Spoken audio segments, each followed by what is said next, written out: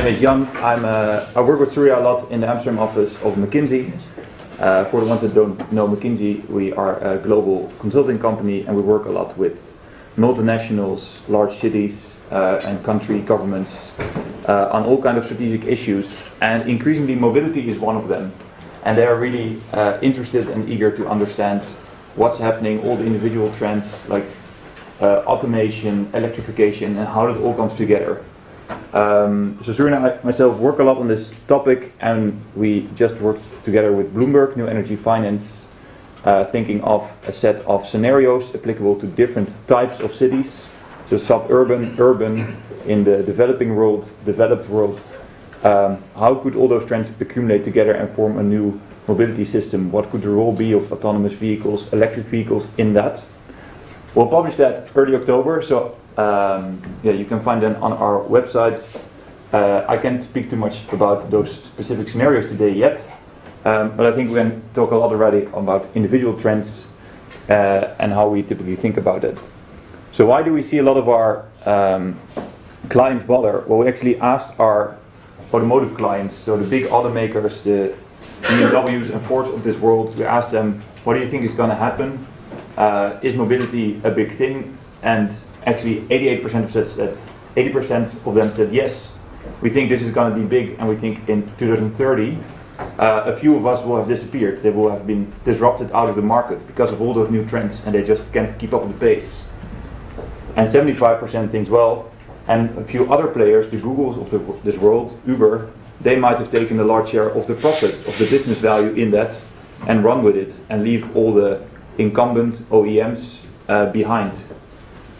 And also, if you ask the big CEOs of the companies, for example, Mary Barra from General Motors, saying, look, in the next 5 to 10 years, we'll see more change in this entire auto industry than in the past 50 years. But it's not only for automakers, it's also for cities, for society that is important. Of course, we all know that world population is growing to 7.9 billion people in 2030. I think by now even projections are even more. On its current trajectory, following GDP growth, population growth, urbanization, that would explode the demand for mobility. So the person kilometers would double between 2020 and 2050. And at the current composition of the vehicle park, it would be horrendous. So the greenhouse gas emissions would double as well versus 2000. While all our climate plan says they have to reduce and have to diminish. And if you would just follow, if the car park would just follow GDP growth and population growth historically, you would have a car park that is 4 times bigger, 4 billion vehicles on this world. Already today we have many of our cities terribly congested. Beijing had a multi-day, I believe a 10-day traffic jam already a few years ago. If this would happen, then maybe this world just ends up in one never-ending traffic jam. Hence, many people in this world are thinking about it, and also many cities and many countries. How could we think on this? So there's a few bigger, almost macroeconomic trends.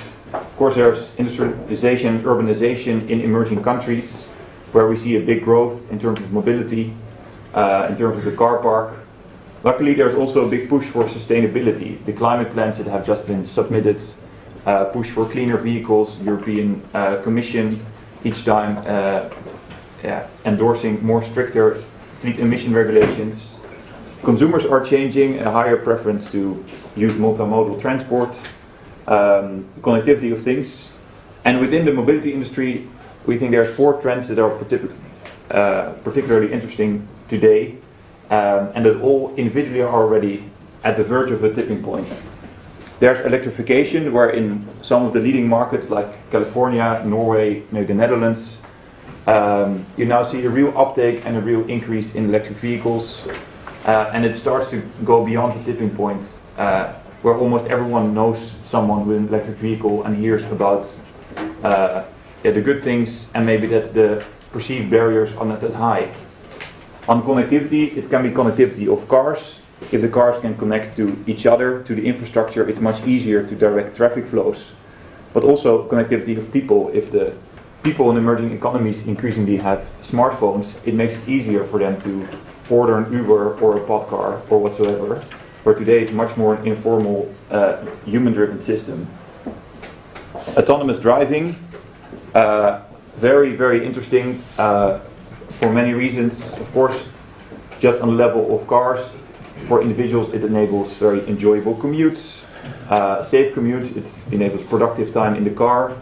From a system point of view, it's also very interesting because they could drive closer together, you increase road carrying capacity, and all sorts of things. You can also apply it to public transport, to Podcars, and then increasing the number of transit modes that we know today to a much more diverse set, which then leads to diverse mobility, which is kind of the collection name from public transit to car sharing, to ride sharing, ride hailing, all the sorts that we heard of in the past 10 years that before that were much less known.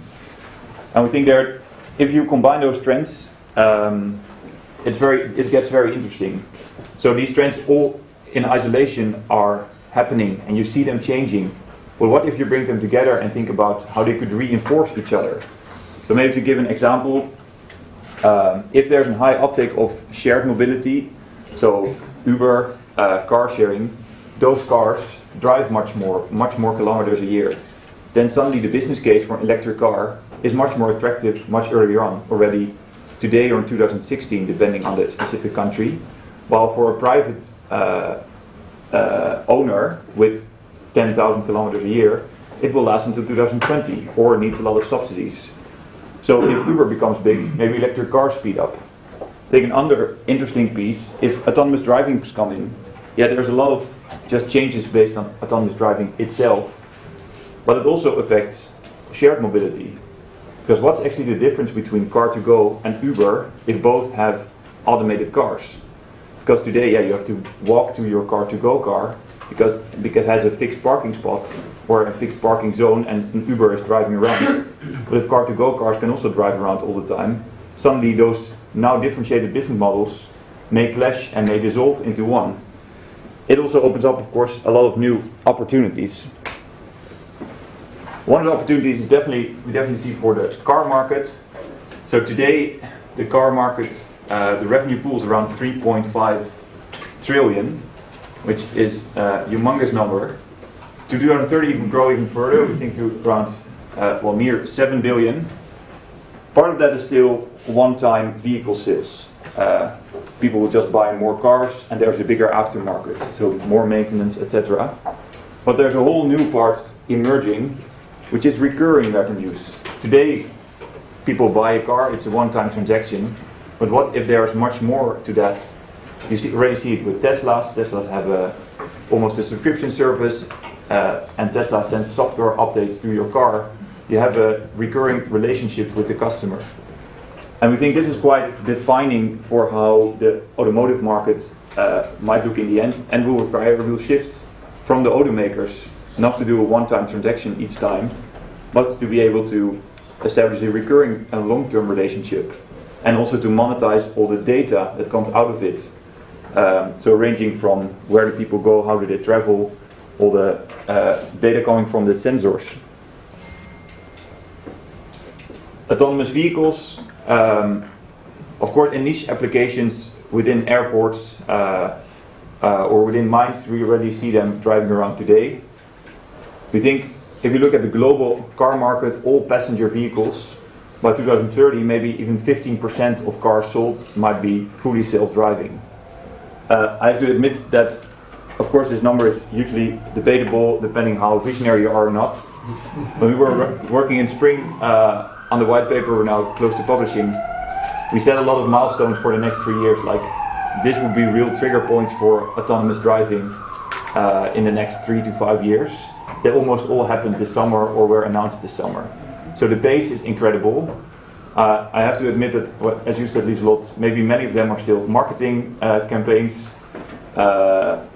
So the day that I can go from Antwerp station to here with an autonomous vehicle, I think those are the real hallmarks rather than the press releases. But I think in any case, change is coming fast, and when it comes, it's likely then to go fast Once people understand the benefits of it, it's interesting.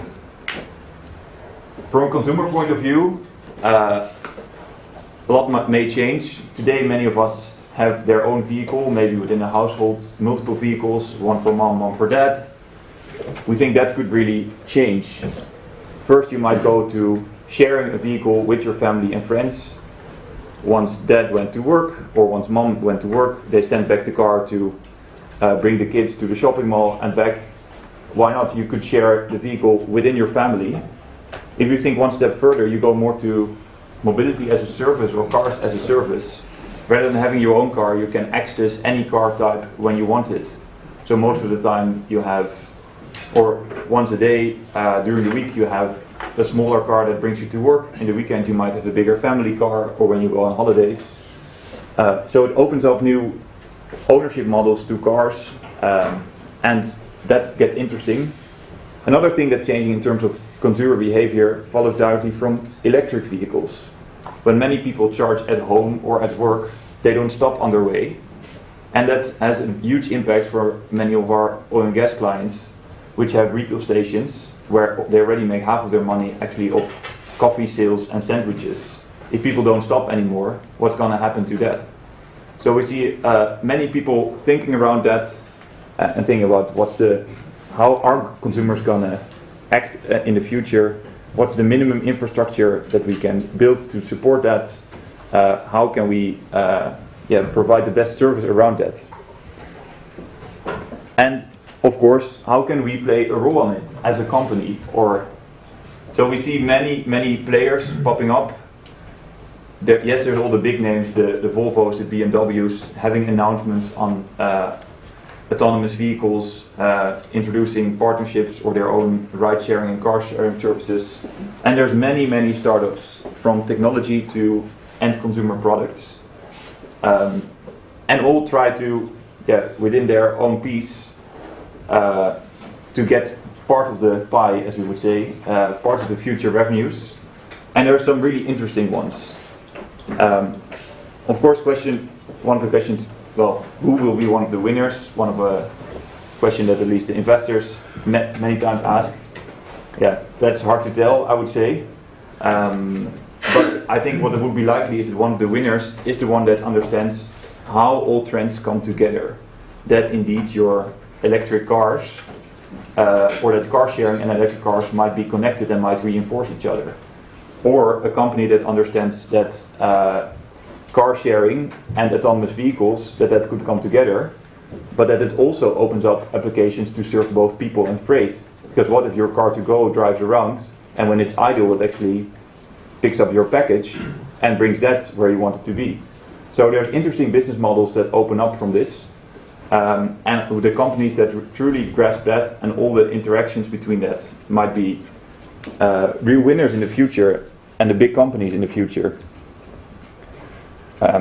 Let me jump forward a bit and do one more. So this of course very much from the private sector point of view. What does it do from a city point of view? If you are the government thinking about this, what are all the elements to think about it? Because it's not about whether or not you put the parking preferential policy for electric vehicles, yes or no.